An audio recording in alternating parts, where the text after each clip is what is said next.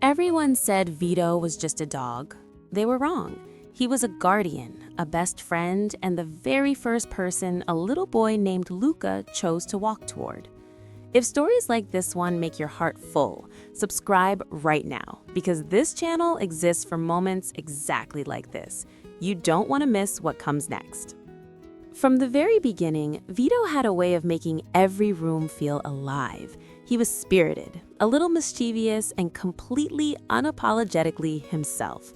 The kind of dog who could knock over a full glass of water and still somehow end up getting a treat for it, because the look in his eyes made it impossible to stay upset. He had been spoiled since the day the family brought him home, and honestly, nobody minded. His presence was the kind of gift that sneaks up on you slowly, and then one day you realize you simply cannot imagine life without it. The house had a certain rhythm because of him, a warmth that started at the door every single evening when he heard the key turn in the lock. When the couple found out they were expecting their first child, they sat quietly for a moment and wondered, how will Veto handle this? Dogs feel things deeply, and Veto had always been the center of this family's world. Change, even the beautiful kind, can be unsettling, but Veto seemed to sense what was coming before anyone said a word. He began resting his head on her belly in the evenings, gently, as if he were listening, as if he already knew. Some nights he would stay there longer than usual, not restless, not distracted, just still and present and inexplicably tender. The family would lie awake at night imagining what their home would look like with a baby in it. Would Veto adjust? Would his wild energy soften? Would the chaos multiply? Nobody knew, but they hoped, and they trusted him. Because when you really know a soul, human or otherwise, trust doesn't require certainty, it just requires love.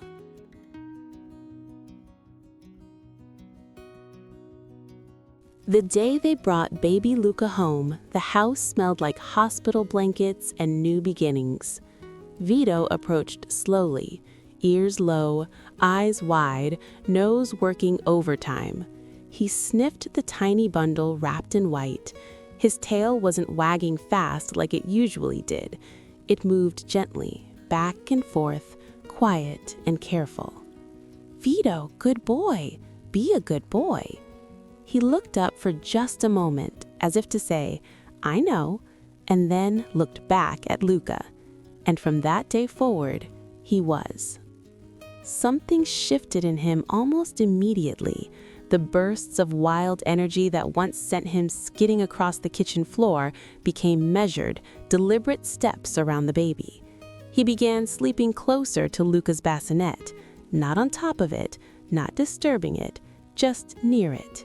Watching, waiting, present. It was as though he had quietly accepted a new role without anyone asking him to, as though somewhere deep inside him, something ancient and loyal had simply switched on. Over the following weeks, their bond grew in the small, ordinary moments. Veto started bringing his toys to Luca, old favorites he hadn't touched in months. He'd drop them at the edge of the blanket and wait. It wasn't about playing, it was about sharing. It was the only language he had, and he used it generously. The parents would watch from across the room, smiling at each other with the kind of quiet joy that doesn't need to be spoken out loud. They had worried for nothing. Some people believe animals don't truly understand love. They've never watched Veto with Luca. But here's what nobody saw coming. Nobody warned the parents that the dog they had raised would one day become the single most important person in their child's entire world. Nobody told them that Luca would reach for Veto before reaching for anyone else, that he would say his name before any other word. They were about to find out, and it would undo them completely. Then came the afternoon that changed everything. Luca had been pulling himself up on furniture for days, wobbling on his tiny legs like he was negotiating with gravity. His parents watched from across the room, ready to catch him, hearts in their throats. The camera was out, fingers hovering, because you never know which attempt will be the attempt. Veto lay a few feet away, calm and still, his eyes tracking every movement with the quiet focus of someone who understood that something important was about to happen.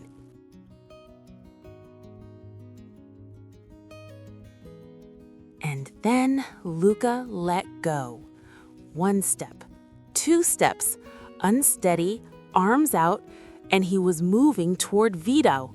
Not toward Mom, not toward Dad, toward the one who had been there every single morning when he opened his eyes, every single night when he finally closed them. Veto didn't move. He held perfectly still, as if he knew, this is it. This is what I stayed for. When Luca reached him and wrapped those small arms around his neck, the room went silent. The parents stood frozen, tears already falling before they even realized it.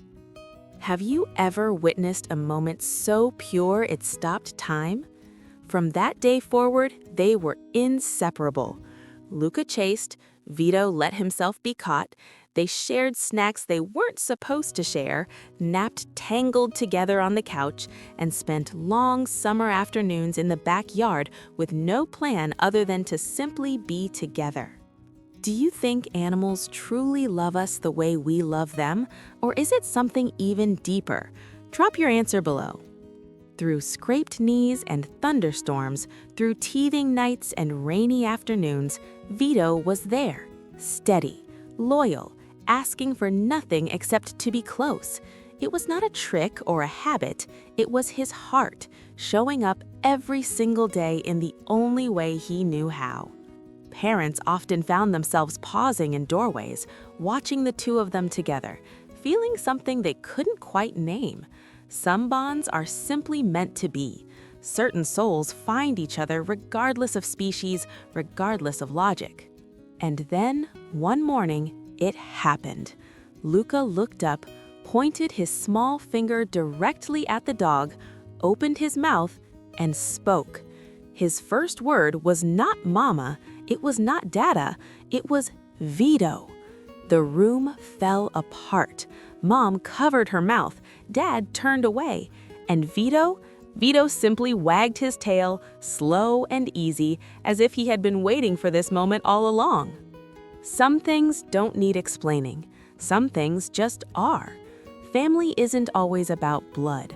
Sometimes it's about who shows up, who stays, who chooses you every single day, without conditions, without end. And sometimes family has 4 legs and a heartbeat that syncs perfectly with yours from the very first breath. Veto chose Luca the moment that baby crossed the threshold of their home, and Luca, he chose Veto right back, one wobbly, perfect step at a time. If this story moved you, share it with someone who needs a reminder that love, real love, doesn't always look the way we expect it to.